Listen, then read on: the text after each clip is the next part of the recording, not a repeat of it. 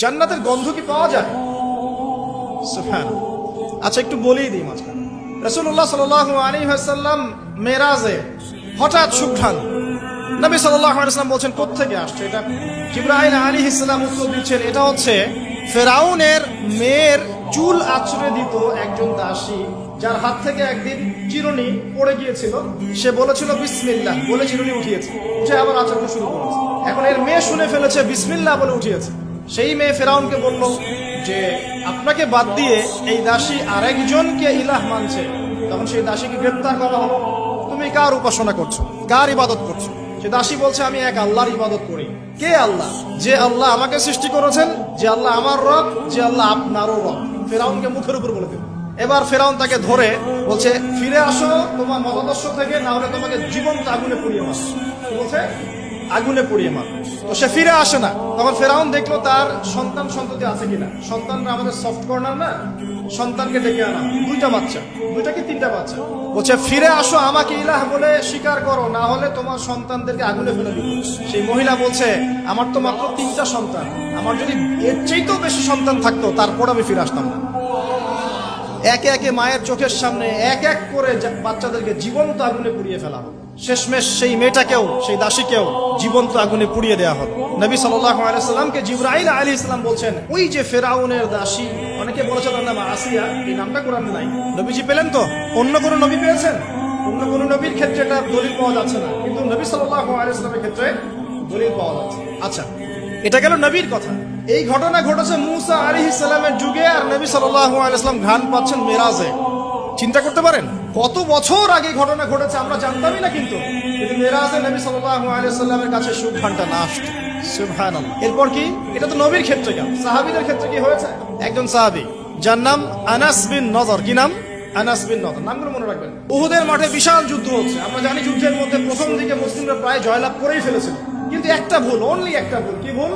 ওই জাবাল রুমার মধ্যে 50 জন তীরন্দাজ সাহাবীকে রেখে দেওয়া হয়েছে। নবীজি বলেছেন আমরা যদি মরেও যাই, আমাদের গায়ের গোশত যদি পাখি এসে খাওয়া শুরু করে, তোমরা নামবে না এখান থেকে। কমান্ড হচ্ছে একজন নেতার আনুগত্য। কমান্ড, নেতার আনুগত্য কত বড় জিনিস দেখেন। যখন যুদ্ধ শুরু হয়ে গেল, হামজা রাদিয়াল্লাহু আনহু সহ অন্যান্য সাহাবীরা বীর বিক্রমে যুদ্ধ করলেন। অল্প কিছু সময়ের মধ্যেই কাফেররা পালানো শুরু করে। যখন মুসলিমরা বীর দর্পে যুদ্ধ করে, কাফেররা পালিয়ে যায় না? যায় না? মুসলিমরা সবাই ঐক্যবদ্ধ যদি হতে পারত, কোনো কাফেরের শক্তি ছিল না কি ইসলামের দিকে চোখ তুলে দেখা। আমরা যে বিভক্ত, আমরা বিভক্ত, আপোষে বিভক্ত, বিভিন্ন দলে মতাদর্শে বিভক্ত। আমাদের শক্তি কমে গেছে, হাওয়া বেরিয়ে গেছে। আমাদের যুবকরা এখন পর্নোগ্রাফি, এই গার্লফ্রেন্ড বয়ফ্রেন্ড কালচার, এই মাদক, এই জুয়া, এই জেনার পিছনে ছুটছে। আমরা নামাজ ছেড়ে দিচ্ছি, কোরআন ছেড়ে দিচ্ছি, মা বোনরা পর্দা ছেড়ে দিচ্ছেন। এই জাতি কি বিজয় লাভ করবে নাকি? আগে এই জায়গায় ঠিক করতে হবে, তারপর বিজয় আসবে ইনশাআল্লাহ। বিজয় যে আসবে এ বিষয়ে কোনো সন্দেহ আছে? কোনো সন্দেহ নাই। আমরা না পড়লে আল্লাহ পাক অন্য জেনারেশনকে নিয়ে আসবে। ওই জেনারেশন না পড়লে তার পরের জেনারেশন পারবে। তারাও যদি না পারে, আমাদের দ্বারা যদি কোনো কাজই না হয়, আল্লাহ পাক অমুসলিমদেরকে হেদায়েত দিয়ে ইসলামে নিয়ে আসবেন, তাদের হাত দিয়ে বিজয় দিবেন। পৃথিবী সভ্যতা শুরু হয়েছিল একজন নবী দ্বারা, ইসলাম দ্বারা। সভ্যতা শেষও হবে ইনশাআল্লাহ তাআলা একজন নবী দ্বারা। সেই নবীর নাম কি? নবী ঈসা ইবনে মারইয়াম। মারা গেছেন না জীবিত আছেন? বহু মানুষ বিশ্বাস করে তিনি মারা গেছেন। আমরা কি বিশ্বাস করব? আল্লাহ পাক বলছেন ওয়ামা কাতালুহু ওয়ামা সালাবুহু, তারা ঈসা ইবনে মারইয়ামকে হত্যাও করে নাই, ক্রুশবিদ্ধও করে নাই। বাল রাফাআহু আল্লাহু ইলাইহি, বরং আল্লাহ তাকে তার কাছে উঠিয়ে নিয়েছেন। তিনি কোথায় আসবেন? তিনি আসবেন সিরিয়ায়। কোথায়? এই যুদ্ধ চলছে না, সিরিয়া দেখেন নাই? আর এখানে লক্ষ লক্ষ মানুষকে মারা হয়েছে, মা বোনদের ইজ্জত নেওয়া হয়েছে, বাচ্চাদেরকে হত্যা করা হয়েছে। এগুলো ইস্যু নিয়ে একটা টু শব্দ করার মতো সৎসাহস হয় নাই। যে ইস্যুগুলো নিয়ে কথা বললে কোনো বাধা বিপত্তি আসে না, সেগুলো নিয়ে ফেসবুক গরম করতে খুব ভালো লাগে। কথা বোঝেন নাই? এই যে কয়েকদিন আগে যে হ্যালোইন একটা উৎসব হয়ে গেছে না, আরবদের নাকের টকে আরবরাও করেছে না, একটা টু শব্দ করার সাহস হয় না। টু শব্দ করলে সমস্যা, সাপোর্টটা কমে যাবে তো। তারপরে 2013 থেকে 22 পর্যন্ত ইয়েমেনের প্রায় 3.5 লক্ষ মানুষকে হত্যা করা হয়েছে, যার মধ্যে 60% হচ্ছে শিশু। এই ইস্যু নিয়ে একটা কথা বলার মতো সাহস ঘুমকার হয়নি।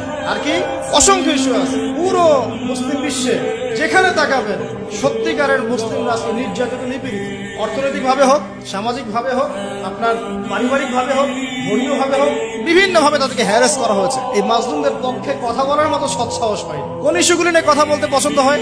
ছোটখাটো যেগুলো নিয়ে কথা বললে মজা পাওয়া যায়। দুইজন লাইন কমেন্ট করা যায়, কাউকে অপদস্থ করা যায়, কারো ইজ্জত ধুয়ে দেওয়া যায়। বাস্তবতা কি জানেন? বাস্তবতা হচ্ছে আল্লাহ রাব্বুল আলামিন যখন কাউকে কবুল করে নেন, সারা দুনিয়া মিলেও তার কোনো কবুল করতে পারে না। আরেকটা বড় কথা বলি, মানুষের একটা কথা আছে যে স্পিরিচুয়াল প্রেজেন্স, মানে আধ্যাত্মিক উপস্থিতি বলে একটা কথা আছে। মানুষের ব্যক্তিগত প্রেজেন্সের চাইতে স্পিরিচুয়াল প্রেজেন্সটা অনেক বেশি ইম্পর্টেন্ট। বুঝাচ্ছি, ইব্রাহিম আলাইহিস সালাম কিন্তু বেঁচে নাই, বেঁচে আছেন, কিন্তু তার আদর্শ কিন্তু এখনো জীবিত আছে। নবী মুহাম্মদ সাল্লাল্লাহু আলাইহি ওয়াসাল্লাম বেঁচে আছেন, অবশ্যই তারা কবরে জীবিত, অবশ্যই, সেটা অন্য ইস্যু। আমি পৃথিবীর কথা বলছি। নবী সাল্লাল্লাহু আলাইহি ওয়াসাল্লাম কি আমাদের মধ্যে আছেন না? আমাদের মধ্যে কি বেঁচে আছেন? তার আদর্শ কিন্তু মরে যায়। এমনকি আমরা যারা এখন অনেক বড় বড় নেতার আদর্শে আমাদের জীবন করি না, তারা কিন্তু কেউ বেঁচে নাই, বেঁচে আছে, তাদের আদর্শ কিন্তু মানুষ এখনো ফলো করছে। তো এটাকে বলে স্পিরিচুয়াল প্রেজেন্স, আধ্যাত্মিক উপস্থিতি। আল্লাহ পাক যাকে কবুল করবেন, যে হকপন্থী হবে ইনশাআল্লাহ তাআলা, সে যদি ফিজিক্যালি প্রেজেন্ট নাও থাকে, তার আধ্যাত্মিক উপস্থিতি জনগণকে পথ দেখাবে ইনশাআল্লাহ।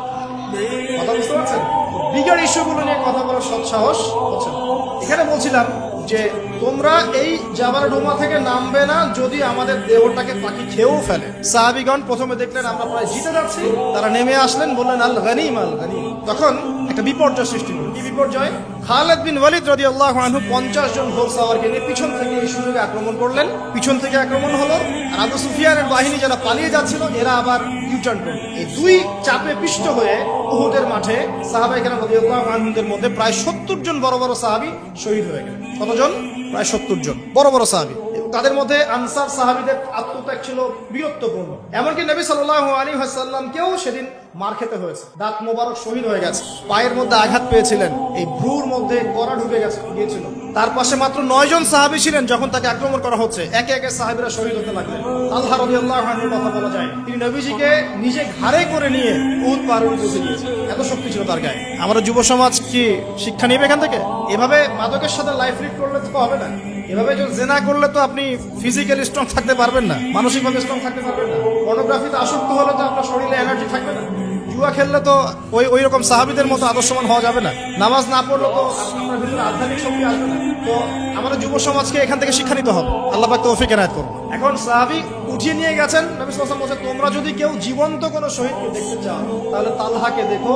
তার শরীরে প্রায় 60 থেকে 70টা দাগ ছিল, তারপরে তিনি শহীদ হন নাই সেদিন। আল্লাহ পাক তাকে হেফাজত করেছেন। তিনি বলছিলেন, আমি যখন যুদ্ধ করছিলাম, আর রাহিকুল মাকতুম বইয়ের মধ্যে আছে, আল্লাহ পাক তখন তাকে এত সাকিনা প্রশান্তি দিয়েছেন যে ঘুমে তার চোখ দিয়ে মানে শান্তির ঘুম চলে আসছিল। তিনি বলছেন, দুইবার আমার হাত থেকে তরোয়াল পড়ে গেছে ঘুমের চোটে। চিন্তা করতে পারেন, যুদ্ধ হচ্ছে, আল্লাহ পাক তাকে শান্তির ঘুম দিয়ে দিচ্ছেন চোখের মধ্যে।